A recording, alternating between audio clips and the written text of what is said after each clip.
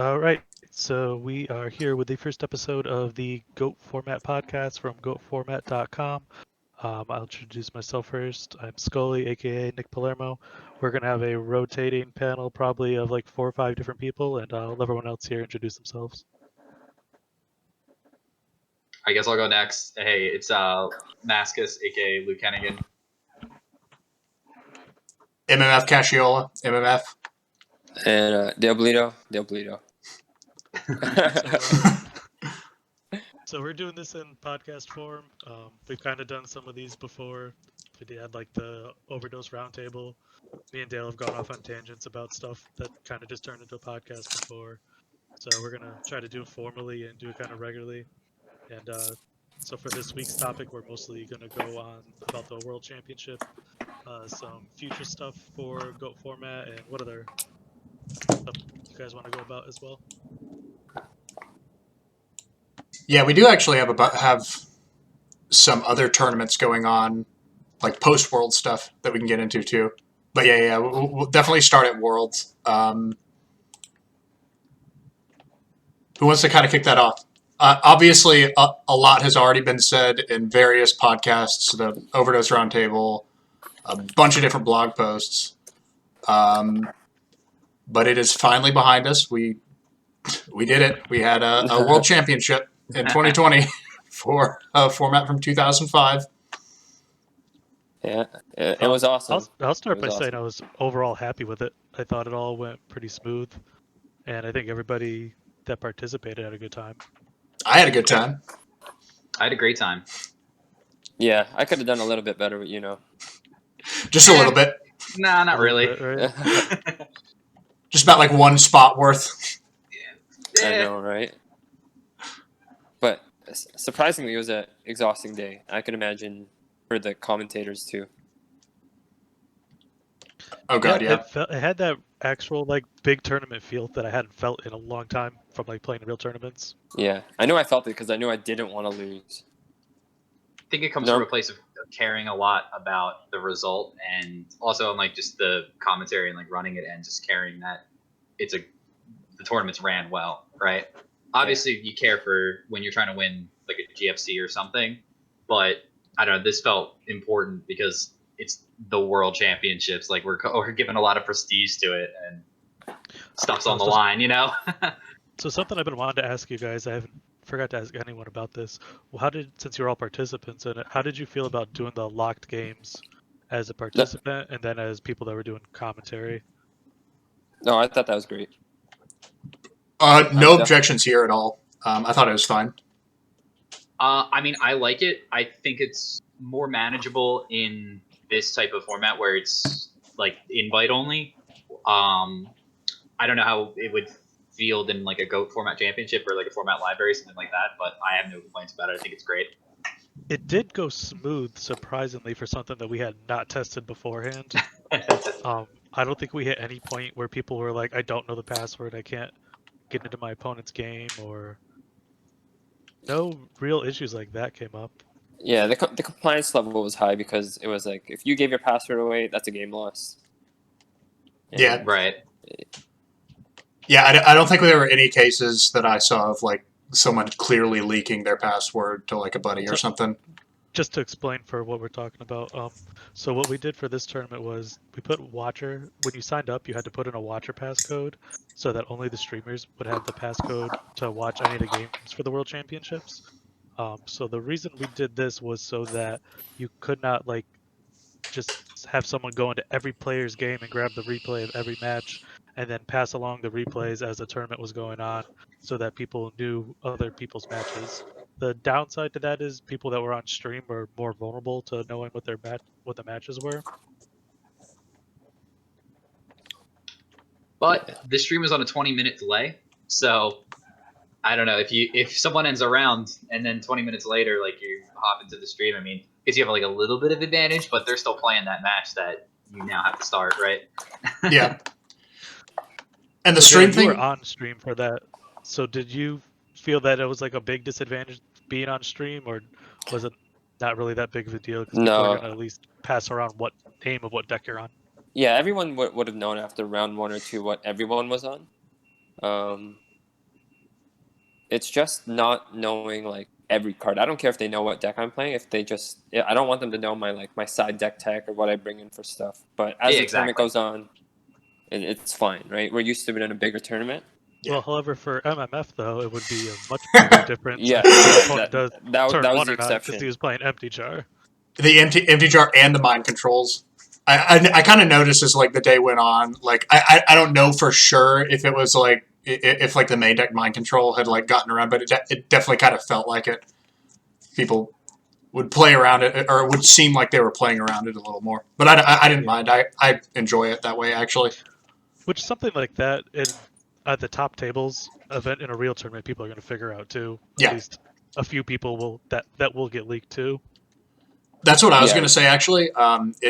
It felt like limiting it to the stream matches kind of made it feel a lot more like a real world like YCS or Shonen Jump, where like you wouldn't have enough time to like go table by table and like take note of like everything anyone was playing, but like the top few tables, once you're done, most people kind of float around there and see what's going on, see if they see anything interesting, and make mental So notes.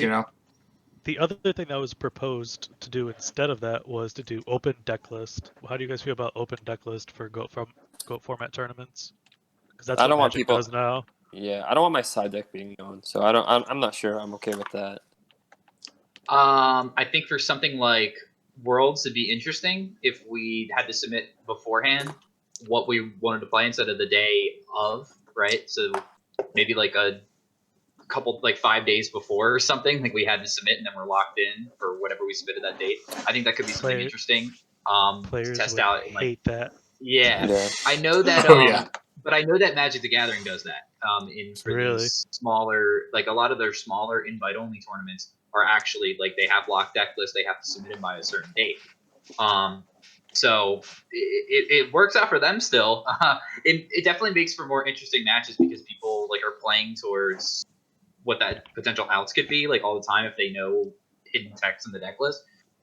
It kind of, I don't know if it ever makes like anything that's, if they come up with some wild deck list that nobody's ever seen before, and then they're just playing around all the spice, but The thing is, or if they're just submitting more refined lists, like if everybody, I don't know, for example, just was like, we're all just gonna play like detox goats, like because everybody just knows all the that's cards in the that thing deck. though. With it being a 15-year-old format, we are kind of hitting the point where like no one's decks are shocking anybody anymore.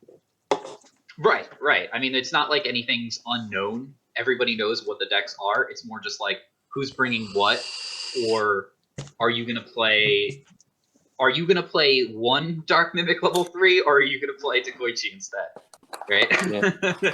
I think it forces people to go more standard. Yeah. The thing I don't like about doing open deck lists for an online tournament is you can literally sit there and figure out what like you can look at a list of every card that's in your opponent's deck game one especially and be like, I know it can't be this or this because I know every card and I can cross them off as I see them while we play. Whereas I don't think in a real Yeah. life tournament you can do that. Right. I personally like on a personal level, just like like my experience, I enjoy like having total information on both sides. I know like I can't get them got with anything like out of left field and vice versa. But for like tournaments on the whole, I think for starters, most people just like wouldn't. Most people do value like the surprise factor, even when it just comes down to like single card choices, like how many dark mimics or like how many faiths you have or whatever.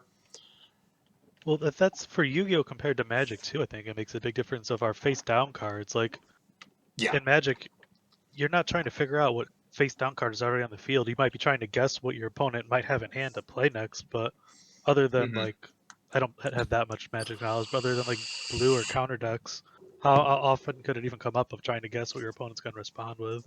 I mean, it's definitely something that you can play into or play around, where you can just be like, okay, well, if I run this out and he has a removal spell, something like that. Like same idea. Do you like, oh, if I'm going to set my faith here and he has knock, like he just has knock at that position. Like, is it best for me to do that in the position I'm currently in, or do I want to set something to bait knock instead? Right. I think that with open deck lists, I think it'd be very interesting to try out. I don't think it's something that I would it definitely needs like a test run. Yeah. It's not something like the locked games where it's it's much less of a, not like a hassle, but like, it's much It's a less bigger dramatic, difference. right? Yeah, it's a bigger difference on the actual impact on the game. Exactly, that's what I mean. Yeah. Yeah, lock deck list or exposed deck list you have to be honest. Yeah, it keeps you honest with building your deck. Like imagine you submitted a deck that we've seen recently when people cut Torrential, cut Mirror Force, and you're playing against someone that doesn't deck that. Like Yeah, game changer. Right. yeah. All right. 1 day event. 2 days for next year for sure, or do we keep it at one? It depends on the size. I would think it's probably going to be the same size or smaller. Yeah, I would expect about the same size. Maybe like 40 instead of like 47 or whatever it was. But same neighborhood. I'm always a big proponent of 2-day tournaments. I think it makes for better content for the viewers. People don't have to like devote like a whole day to watching to get all the action. But as a player, and like someone like you, Dale, like I'm pretty sure you took the day off to play in Worlds. Is Yeah. 2 days asking too much for an online tournament? Right.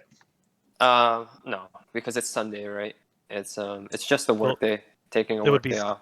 It would be Saturday and Sunday if we did 2 Yeah, days. so the Sunday's like my free day anyways, which why like I prefer to play sleeper format, for example. So sleeper format being on Sunday was way cooler than a GFC being on a Sunday for me.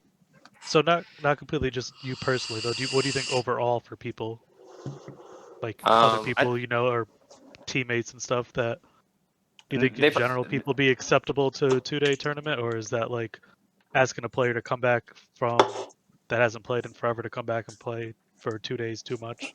Oh, it's too much for sure. One day's kind of the thing. I think that's where we started first, and I was speaking to Lazaro when we were both in top 4. I'm like, man, I wish this was 2 days. He's like, I don't want to do this tomorrow. So he was the total opposite, where I was. Okay. I felt like I needed a break, but he's like, no, I just want to get this over with.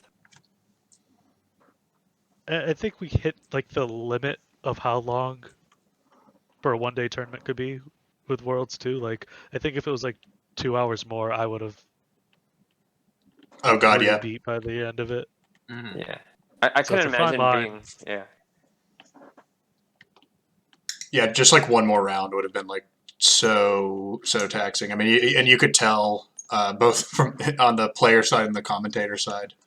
I think everyone was pretty pooped by the end. Yeah. For deck breakdowns of what people played and what topped, all that's on GoFormat.com for anyone that wants to check it out.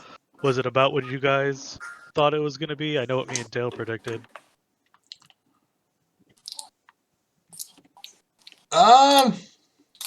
Probably. I did not expect Chaos Warrior to like completely flame out and die the way it did. I mean, that was like a tragic showing for that deck. That for so long people were saying, "Oh, this is the best deck. It's going to change everything. This is what you got to play." And then it like didn't even have a 50% win rate, and it was like the third most played deck. That I didn't see that coming. The top 4 was about like half control, half aggro. Thunder Dragon really did well, but that's no surprise for anyone that was paying attention, right? But Chaos Sorcerer was the most played card in the tournament. So yeah. Shoutouts to Chaos Sorcerer, still being the best card. Yeah. Do you guys see Chaos Turbo going anywhere? Or is this just going to be a long run of this being the top deck now? Oh, it's here to stay. It's a battle between Chaos Turbo and Chaos Control at this point. I think Chaos Turbo is just a better deck at this point myself. I'm kind of on the other side of this. So it's like if you look at the top 8, it's like in top 4, first of all, Chaos Turbo was just like one deck, right? Out of the 4. Right. It did happen to win. Obviously, that matters a lot.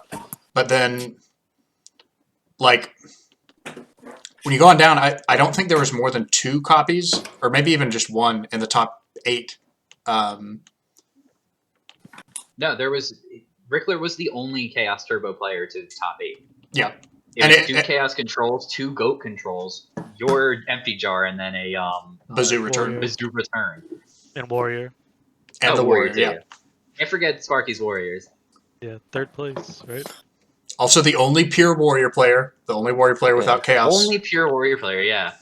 I think that's the 2nd best deck right now. I would go Chaos Turbo, then Warrior, then Chaos Control. I think I'm on Team Chaos Control. I think Chaos Control is just. I don't know. I don't know. I don't know. I think it's 50-50. I'm glad we don't kinda, all agree and don't all just think that That's- Chaos Turbo is tier 0.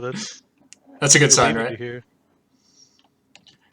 I also think there's some stuff like for more recently that I won't get like too much into just like naming deck after deck, but like there's a lot of stuff from the past 2 years that people kind of forgot about and kind of could bring back, and so yeah. I think there's a lot more. We're developments not That was can the happen. story of Chaos Turbo. Yep. Yeah, I mean, we're not seeing a lot of like alt-win decks like Empty Jar, for example, or Library FTK, or even like Reasoning Gate decks like that were popular even last year. Like we're not seeing What do we them have? show up, even people playing them, or them doing well if they do. So Would we have two people enter with Reasoning Gate? I think so, and I don't think they. And no one entered with Library. That surprised me. Yeah. Yeah. I was very happy with that. Oh yeah. Well, Yeah. I probably would have been happy to play against Library because Empty Jar is so good against it. Yeah, I think most people, and like just for the good of the tournament, I guess. I don't know. I'm just glad that it didn't show up because again, it's not the best thing to put on camera. To be fair, but Well, also I just don't like sitting on and top watching of doing myself die. glitching with it. Oh doesn't yeah, help that too. either. Yeah, the logistics stuff is really what I had in mind. Like it, the matches can go long, and then like the dueling book glitches. If that had happened on stream, God, that would have been. Yeah, exactly. But yeah, so like stuff like that. Rescue Cat, last turn, all those.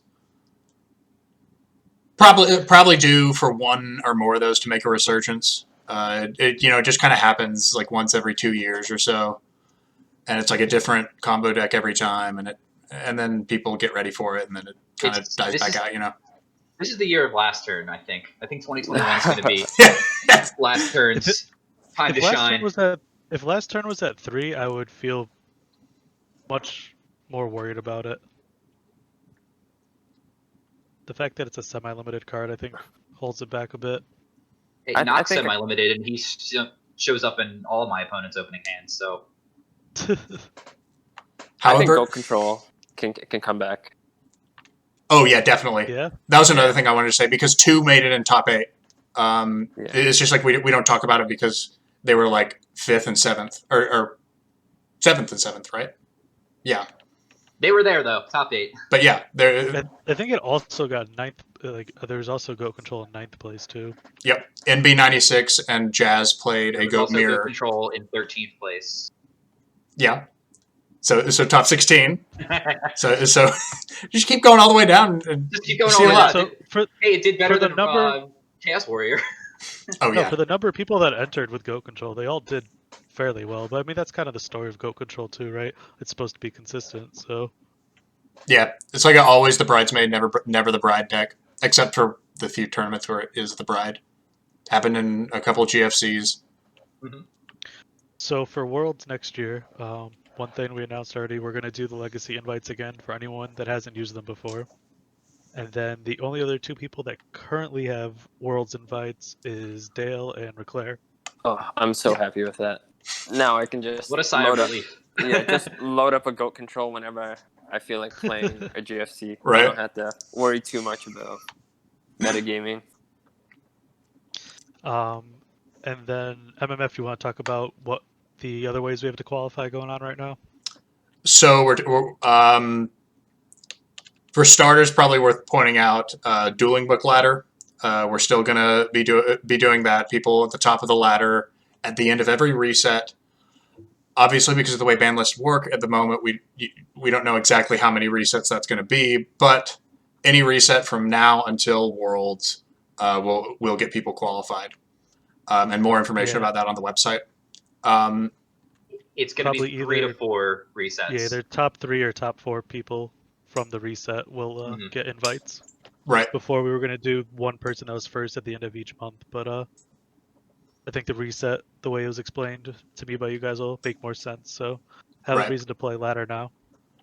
Yeah, so definitely everyone keep grinding ladder.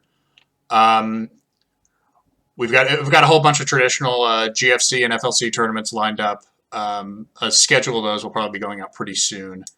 Yeah, January 2nd, we have the hard date for GFC 11. Yes. Everything else we're gonna announce, but we're probably just gonna give like months for it, and then as the month gets closer, we'll pick out hard dates for them. Right. Make sure it's not conflicting with other stuff, and just the people who run in its own personal schedules too is usually what actually comes down to. But so yeah, the GFC 11. Oh, and then we have the academy. Yeah. So that was going to be my next few topics are kind of like these new tournaments. People that are interested in that. Right. Yeah. So like the Academy League, that was going to be the next thing I was going to talk about because that is one of the newer ways to qualify, and it is also going on right now. Yes. I think in 3 days, so like this weekend is when they're going to play out the top 4 of the first obelisk bracket, right? Yes, the December 6th. And Yes. I will be actually commentating that with Roust and I think somebody else. I'm Jinzo so and bad that I Tonic. don't remember. Jinzo and Tonic, yeah. Yeah. Does anyone have the bracket for that top 4 in front of them? I can pull it up if we don't. I can find it. Yeah, I know the bounty's in it. that tournament seemed pretty active, like from what I've seen, and a lot of like high level people are playing it too, right? So I don't know if they're in top 4, but I've seen like Right. So the Swiss rundown of the enter, way that yeah. it works for people who don't know is that essentially it's like working your way up in on a dual school. What's that? What are they called? Duelist Academy? Right. Yeah, Duelist Academy. So you start off in Slifer Red, and if you win a Slifer Red tournament, you move up to the Raw Yellow. You win a Raw Yellow tournament, you go up to Obelisk Blue. Once you win the Obelisk Blue tournament, you qualify for Worlds, essentially. So you have to win basically 3 tournaments to qualify in. I believe they're all 8-mans, correct? Yeah, they're all double elimination. The Mhm. difference is these are ongoing tournaments; they're not live tournaments. So Exactly. If you can't dedicate a weekend to play in one of our big tournaments, then you can enter these if you join our Discord, and you can pretty much find your opponent. Like I think they give like over like 4 days to a week. I mean, if you would know, you played in them. Yeah. I mean, they can go on from some of them get finished in like one night, and then some of them can go on for as long as a week.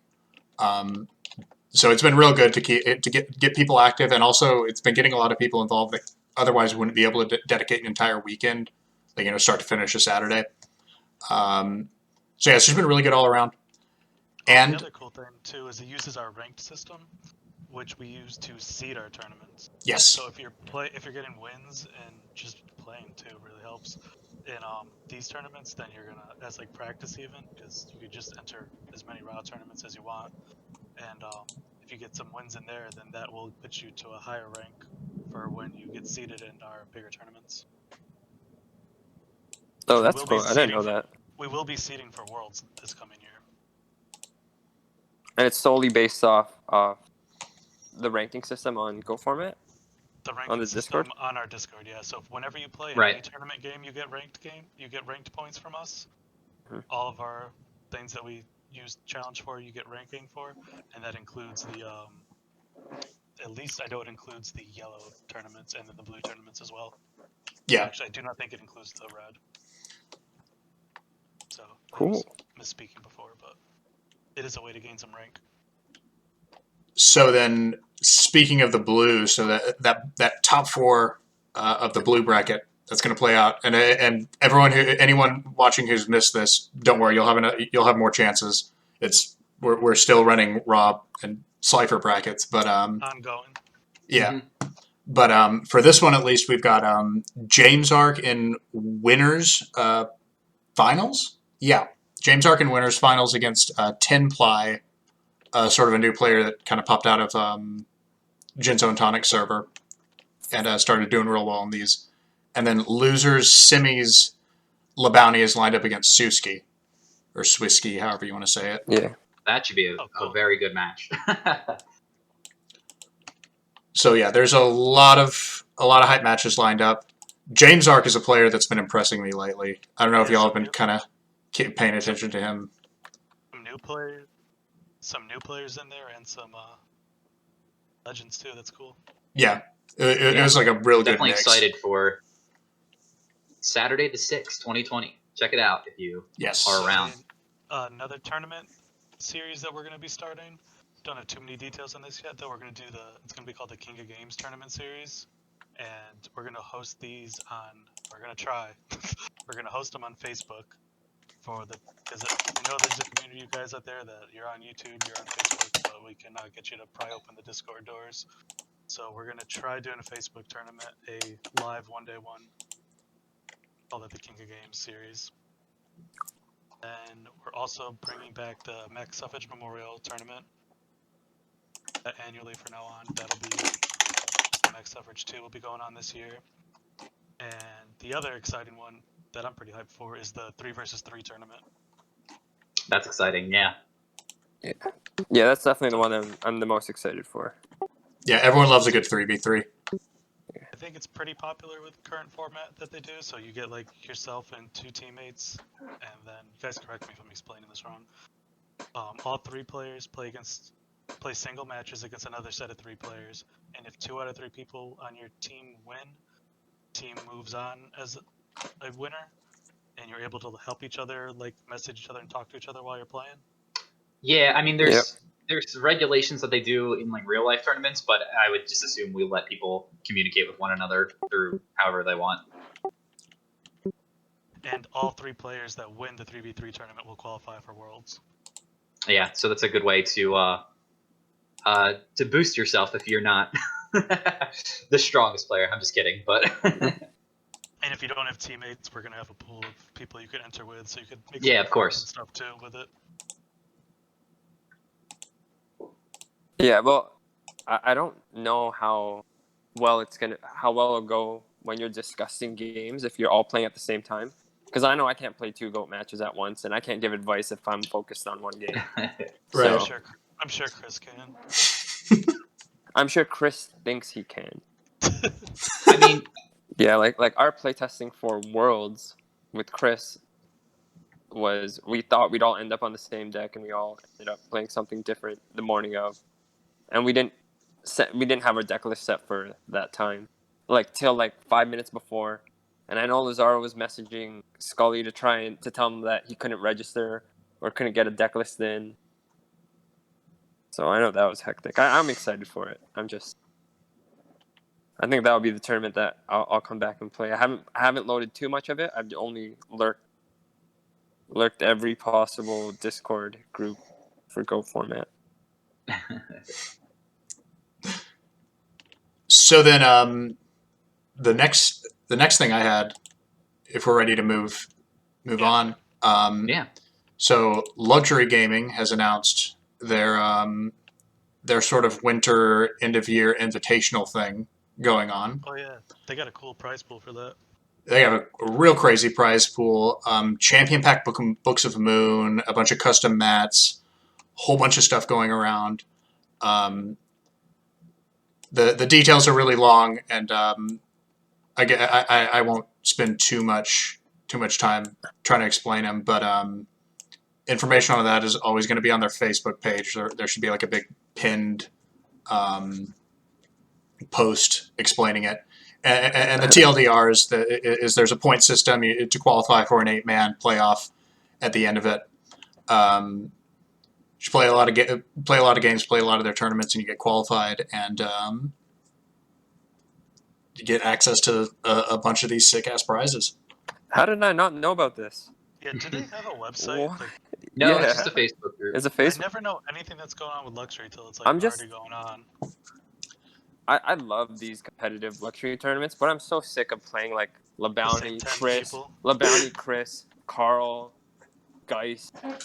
Like it's the same guys every time. The same guys, and it's always like a 4-man or 8-man bracket. So it's It's something I've thought about for us to like start offering more prizes and stuff like that. But like to start offering entry fees, I honestly believe it will turn into that of it just dwindling the player base down to like the same hardcore people that are just gonna keep taking each other's money back and forth. Exactly. Oh my Right. god, I've exchanged PayPal money with those guys so many times already. I'm done with it. it's probably like the same stack of like 200 or so that's just like Yeah, that- making the Yep, rounds. gets it's just the rotated. same.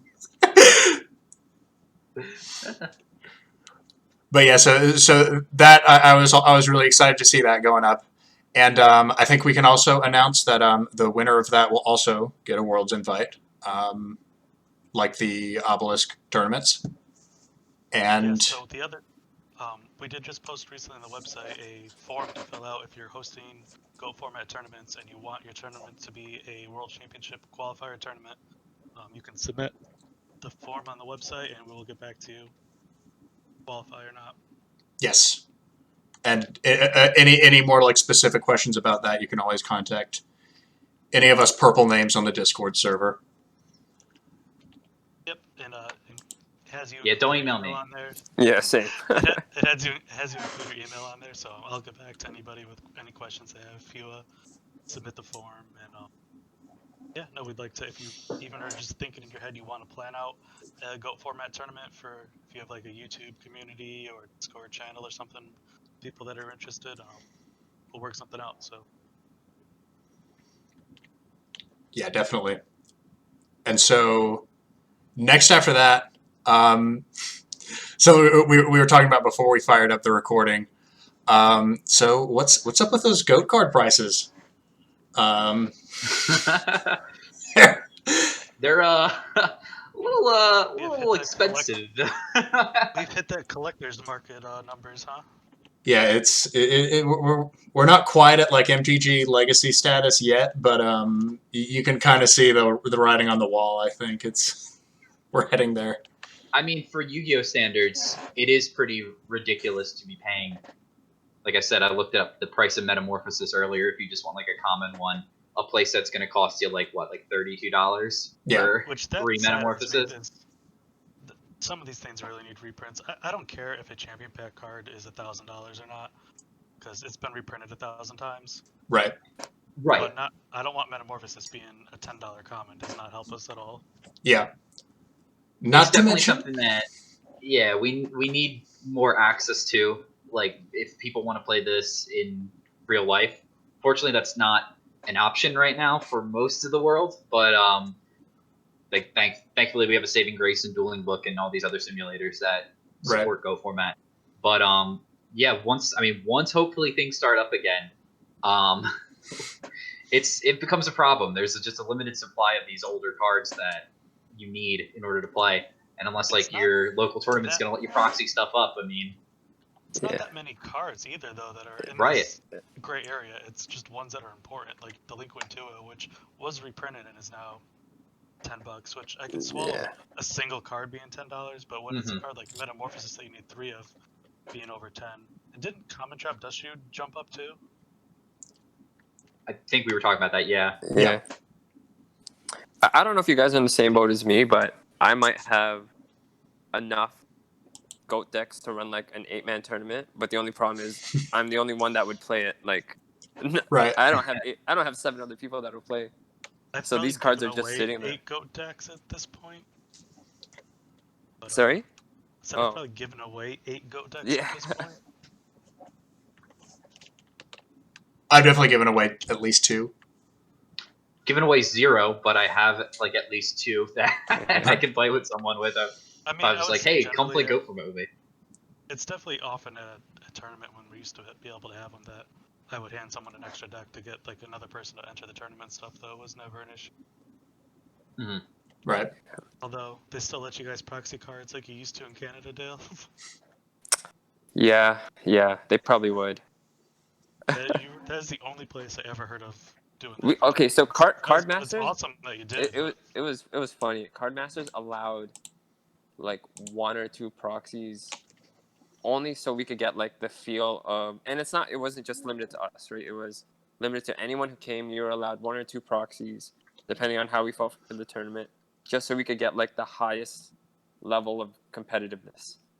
Instead of like I remember before we allowed proxying, me and Lazaro didn't have enough Dark Arm Dragons, so I was like, yeah, you don't need 3. I put like a Neospatian Dark Panther in my deck, and I'm like, yeah, I'm just gonna The copy legitimate his. tech, though.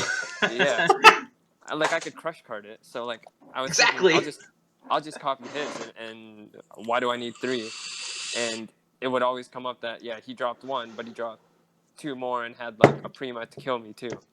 So yeah, we honestly they made the change for us to play test, which is unfair, but it leveled up the playing field for everybody else too. Unfortunately, I think allowing proxies is not a good overall thing to do, because you end up making too many people salty if they lose to a proxy card. Yeah. I guess it's not as bad as in Teledad because like a proxied crush card, for example, or something like that. Like Yeah. that's pretty much the worst feeling to lose to. Like, we allowed proxies when I was doing the Yu-Gi-Oh tournaments, and I was getting like 20 plus people for these bi-weekly. It was pretty cool. And literally people would just like say that they didn't want to come back because they lost to fake cards. Wow. So ideally, who isn't any real cards or not, but in practice, that's what I've seen happen. Right. I'm just in that middle ground area where, like, if you have 1 or 2, it would be fine with me, mainly because I'm kind of lackadaisical when it comes to that, and I mean, yeah, I've definitely personally don't proxied care stuff up either. before, so like, I know that feeling. But I don't think we're too far down that road in Go format though, where like, look at these prices people play for current format cards or other Right. games. God, yeah. We're over here bickering over a $10 common. Like, But it is an accessibility thing, because if someone is coming from current format and they are still invested in it but want to learn goats, want to try to do both, it's like, why am I going to spend $10 on a common? Like, if I'm only playing like a format for fun, right? yeah. Right. Which Unless was they want to. I mean, that's something that they have to balance themselves. I'm not going to police anybody in their spending habits. It's just luckily you could still make Chaos Turbo for like $25. So yeah. The best For deck in now. the format's not that much, so. But yeah, it's really weird because like on the one hand, like our staple commons, you know, we've got them at about like 8 to 10. Some of the like extra deck cards do you for about 5, like Thousand Eyes I think is around there. But then like I honestly couldn't in the period of time I played between like 2010 and 2013, 14, I couldn't tell you a time where I could remember like sort of like these luxury cards, small L luxury, like CP Spies, TP2 Morphing Jar, stuff like that. I mean, these are pushing like multiple hundreds, if not thousands of dollars, which that was in the last like year. I bought my Spies 2 years ago max, and I paid like $25 each on them, and yeah, I think they're like $150 each now. Yeah, it's almost like, as far as I know, it's like almost unheard of outside of like Teledad format and before. I think we hit the point where people playing GOAT format are a lot of people that are like our age, or late 20s, 30s, and have good jobs, and I'm like, I'm gonna just buy my favorite cards that I won't probably even use in person. Right. I have some disposable income and nostalgia. Yeah, it's like it's our artwork now, right? It's our flex. We're not gonna buy a painting and put it up. We'd rather show, hey, look at this max rarity goat deck. Right, exactly. Yeah. It's kind of just something like we all kind of just want to have lying around later in our lives, like people do with like their retro gaming consoles, right? Right. Which I also do. I've got all my Zelda N64 games and stuff. Yeah, I mean, like, after I went out and bought a Ultimate Fuseler after my run of the Go Format Championships, I was like, I got to do it for the deck. Like, Did you also get an Ultimate Rare King Dragoon though? no, because I needed to stop somewhere. They're pretty expensive now. The ultimates, yeah. The ultimates of those and like Gatling Dragon are pretty up there. And Yeah. sometimes I'm like, okay, I can justify myself paying like I'll pay $300 for I don't know, like a bunch of cards, right? But like if it's anything where it's like I'm spending like over $100 on like 2 cards, I'm like, I don't know if I can do this investment. Right. I'm that frugal. Like, Unfortunately, like I feel that way too. But then the better investment ends up being the more expensive card. right, Because right. they just keep going up. They don't stop. What is? I should just do it, but maybe for Christmas. Yeah, you should be on the Auction Center Facebook group. Are any of you on that? No. I don't think so. You could snipe some good stuff. Like I missed an auction where a guy was selling. He sold 3 Italian Ultimate Gatlings, and the auction stopped at like $28, and my bid was 27, Oh. and I fell asleep. Oh my god. And I sniped a. Shut the retro podcast off. pack. Don't let the people know. I sell stuff on there, so I want people to know. So. Oh, okay. There we go. I sniped a retro pack Summon Skull, which was like $90 here for quite some time for like $18. Jeez. Yeah. I'll say the other thing I've noticed with these GOAT format cards is all the champion pack stuff. They must not have printed as many of them in English as they did all these other languages. Like, or people just want the English ones that badly. Where it used to seem like people wanted foreign cards more when I was playing, but now all Yeah, the, like, I know. The English foreign stuff cards is are worth way nothing higher. now. Yeah, that's another like big switch. There's like a long history that some of my current format playing friends have like tried to explain to me, and it like all goes over my head. But like, there are like weird market reasons for it. There was a point where like German cards or Italian cards were worth like at least what would you say to like $40 plus on like Yeah, high rarity stuff. I used to be friends with the Europeans that came here, and I kind of had dibs on it, and that's how I would like replenish everything. I'm like, all I had to do is trade this dark arm for a German dark arm, and I could get a English dark arm and an allure back. Right. Like it was insane. Where now it's I think they want English cards because Asia is only buying English whenever they buy So TCG stuff. is it still the same where OCG can use TCG and OCG cards, and we can only use TCG in Real Yu-Gi-Oh? Yeah. I don't know about the first part, but yeah, we can only use we can't use OCG right now. I think they actually. I feel like they changed it at one point where OCG can't use TCG cards anymore, but I don't follow it that closely to know for sure. Someone's screaming the answer at their computer. Yeah. Yeah, I don't know the answer. Everyone. I think for a lot of the more expensive European language is French now because they just there's not many French players, or they don't travel as much, or I don't know what it is, but I know I had a hard time finding French stuff. Yeah. For OCG cards, I would hope that, like, I have a bunch of them for GOAT format. I would hope that a lot of tournaments would allow them, but it is not a blanket thing where everywhere you go with OCG cards that they're going to let you use them, unfortunately. Even for GOAT format, not being an official format. Yeah, I'm in the camp on that one where if your entire deck is OCG, fine, completely fine for me.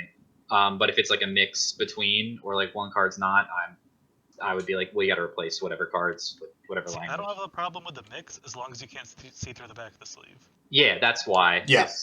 It depends on the sleeves, I guess. If like you did have, I don't know, some weird design that was you couldn't see the back, then I'd be fine. I don't really care. But certain Ultra Pro colors you could see through, yeah, but not all of them.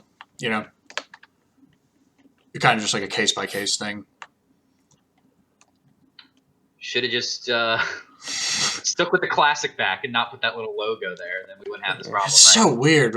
Like, why? And like the English Pokemon logo is the same issue. Pokemon has the same issue, which Japanese packs are completely different. Oh yeah, and Pokemon's even worse. It's like completely different, right? Yeah. Yeah, it's so different. Pocket monsters, it says on them. Yeah, Pocket Monsters, and the Pokeball looks different, and yeah. Magic the Gathering got this right. It's the same back on everything. Weird. I don't know how or why. Any other topics you guys want to hit tonight? Cube. Cube. I didn't think about that one. Oh Yeah. yeah. So we've been doing GOAT format cube on the Discord. It's been really fun. We got a bot that was made by say their name and I can't think. I've been so jealous that every time I've seen cubes start, I'm sitting in my office and I can't play. Your office that late? I feel like we do them. I thought we do it pretty late. At least the ones I do. I feel like you guys are starting, or like you're talking about it earlier in the day. Yeah, the thing about it is that there's not that many players right now. We're trying to at least do like 8-mans to Yeah, have like a good pool of cards, but like, so we try to gauge who's going to be available during the day, and So then Wellstar play later at 55 night. Wellstar 55 is one of the main developers. So what we have now on our Discord is a cube bot, and what it does is we have 600 cards from GOAT format, and it will message you packs. You pick a card and you build a deck and draft as you go. I've been having a great time with it. I've been having so much fun. I did a draft last night that I won for the first time, and I was like, yeah, this is good. So I hopped in my first one last night too. Had a pretty fun time. Drafted last turn in DJR shenanigans. Right. It was Free pretty to fun. play, pretty casual, but everyone is also competitive about it at the same time. Yeah, it's that weird mix where it's like it's for absolutely nothing, and it's like, and there's like 6 players, but everyone's like talking mad shit. Yeah, everybody wants to do well. Everybody wants to just make the coolest deck or the wackiest deck possible, and it's a lot of stuff that's like Scully came up with this weird like ritual deck last night that also had mana core, and then like afterwards he was saying like, oh, like why didn't any like I want to experiment with mana core and Sonic Burn now because there's like a weird interaction there. And it's like, Oh yeah, you're right. it's That's just cool. weird stuff that like you don't really like think about when you're thinking about like constructed because you want to play Chaos Turbo, boring Thunder Dragon deck. So like, yeah, just like I don't It's know, cool summon that Sonic Bird once in a while, have some fun. It's cool that it exposes you to more cards in the GOAT Right. card pool, because it's all fringe playable stuff or like actual good stuff, and just seeing different combinations of it, like you saying, could spark some new fun ideas. Mm-hmm. Yeah. Oh, that's definitely my thing. Because I like Sleeper because I don't want to play the same decks over again. And Right. That'd definitely bring up some stuff. Yeah, sleeper meta. That was the other thing that I really have not come to terms of what we're going to do with it. I want to do something for sleeper meta 5. I was considering coming up with like a whole card pool of cards of like you can only use these cards and then have to build it. But after doing cube, I'm kind of feeling different about that. Whereas now I just feel like I'm importing the cube into sleeper Yeah. meta. Right. But A cube Sleeper tournament. Meta Cube. Sleeper meta cube. Sleeper Meta Cube tournament. Yeah, well, the cube, we could do it because the cube could host up to 10 people, and we could do multiple cubes at the same time.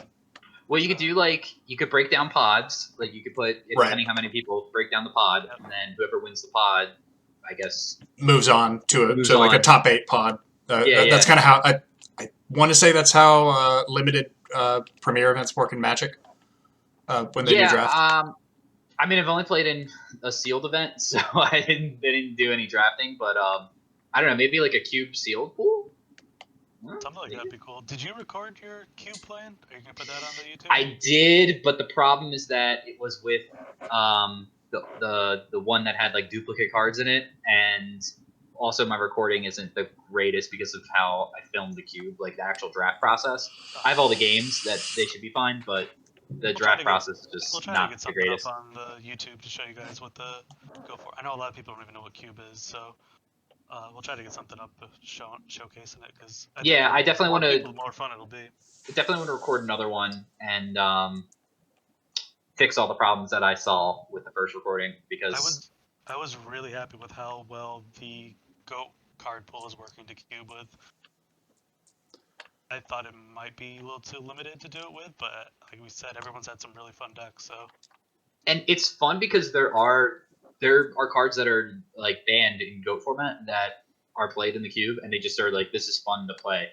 Right. Like you get to activate Painful Choice or like Forceful Sentry, and it's like, I mean, they're not fun for the other player, but they're fun for you. We don't do just the GOAT. Like it's only it's the GOAT card pool, but that does include cards that are banned in GOAT format, but Yeah, were printed at the time. it's like traditional format GOAT stuff. So like, I don't know if you think like an MTG cube, it's all like the power cards there. So it's all the power cards in GOAT format as well. Right. I think. Right. So if you Sorry, go ahead. go ahead. I was going I to was say. gonna move on. So go ahead. The last thing I was going to say about Cube is the one difference. I think can't you draft multiples of the same card? The way it's set up. We have There's two different cubes made. Yeah. Gotcha. It's still been tested what works. One's Highlander, one's of everything. And the other one has like multiples of like Pyramid Turtle and Recruiter stuff.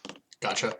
I prefer. This is my personal preference. Is the Highlander one because then you know who gets the heavy storm, like you know who got that power card or whatever, or you might not know, but you know it's like okay, like I only have to deal with one person who has heavy storm. Where I mean, it's probably the same in the non Highlander one, but like there's stuff like Book of Moon where it's like okay, this guy could have Book of Moon and then that guy could have Book of Moon as well, so I got to play around everybody's got Book of Moon. Like instead of that's just for me because I'm just trying to be competitive with it, so I'm trying to figure out what people might have. I've liked both of them so far. I don't know which one I like best yet. I mean, I done the best with the one that wasn't the Highlander, so. I think that pretty much wraps it up. Unless you guys have anything else you wanted to hit on tonight. We did say we probably aren't ready to talk too much about this, but kind of keeping with the theme of announcements for the coming season. There are going to be posts going up about ruling and policy updates, clarifications, things of that nature. Did we want to give any specifics on that? I mean, it's some stuff that people have been asking a lot of questions about over the last like 2 years too. When do you show hand for mind control or not mind control, mind crush? And the other big one is Gearfried, the Iron Knight, a continuous or trigger effect. So we've been doing more and more research. We've been discussing with different players, and we're going to get some more input from different communities, and then we're going to some like long, detailed post of the conclusion that we came to on both of these things, and how we're going to roll forward going for 2021. Right. The GoFormat.com community, and likely the other communities we're going to tie in with us are going to follow as well. So that's something else that you'll be seeing on the horizon. Included in that also is Last Will. Anyone who's ever had questions about that card, because obviously no one really knows how it works in GOAT format, and we've just kind of had to deal with it. We'll be resolving some questions about that as well. I know AGT BLS is probably really excited. I thought it always been ruled that it had to be played before, right? That's not the question. Right. Oh, we do know that. What's the question on Last Will? Yeah. When can you summon the monster? Oh, like if you can and summon does it in start a battle chain phase, link? right? And does it start a chain link? Does it start a chain link is like I never realized how big of a deal that was until just recently when we started talking about it. I mean, I think there's one more thing I'm not thinking of. But So yeah, look for that coming. So 3 things coming before 2021. We're gonna have the list of all the tournaments that are coming up. We're gonna have some rule updates, and probably in the next few days, we're also gonna launch some new GoFormat.com merchandise too. So that'll be cool as well to check out. oh yeah, I saw the pictures of those. Yeah, some swag's coming. It looks awesome. So if you guys have anything you want us to go over in future episodes, if you want to have questions about rulings that you want us to go detail, deck predictions, or if you guys want us to talk about any specific decks or tournaments, leave some comments below, and yeah, we'll answer any questions as well in future segments. Yeah, definitely. I think is that all we've got? I'm good. Anything from you, Dale? No, I'm pretty good. All right, cool. Awesome to have you guys, and we'll see you soon. All right, yeah. Peace Later, out, everyone. everybody. All right. Bye.